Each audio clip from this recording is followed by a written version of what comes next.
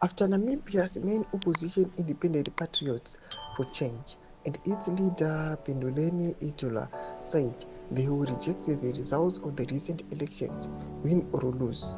Another tense Mozambican-style post-election crisis is looming in the West Atlantic coast, Southern Africa. Sanabira mashoko ataona kuti vakomana panguva inoyi Southern Africa iri kuchema just because nekuda kwevakomana vanozikamwa kuti ava vana vevo vari kukonzeresa kuti malives evanhu aparare munyika mavo kutanga tevere mumasouthern african countries. Sanabira mashoko anobanyirwa panapa subscribe or like on the bell kuti the news okusondanyira chiti this will leave the region reeling from post-election political instability from the Indian Ocean east coast to the Atlantic Ocean in the west.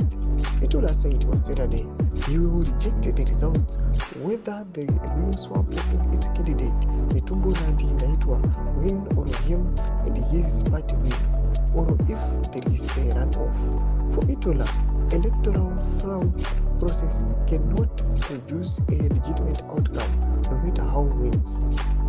Zimbabwe is well known the world over for fraudulent and illegitimate elections.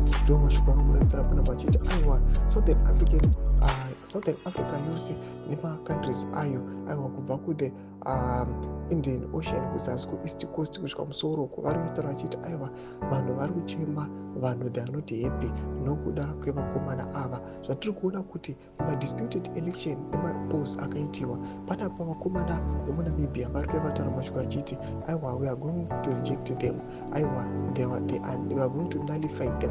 Tingatoti vatoisa marirani ngavatoisa mafresh elections. Todze mafungiro enyu muri kudii pamusoro pechiitiko ichi. Zvatoona kuti hapamborina kana vanhu vanomirira chaos dzakadai, kunyange nesadhaki chaiyo vanhu vakutongoti ngaichitongoparara nokuda kwokuti there is no need, hapana ka reason yavari kugarira pasi. Todze mafungiro enyu muri kudii pamusoro pechiitiko ichi.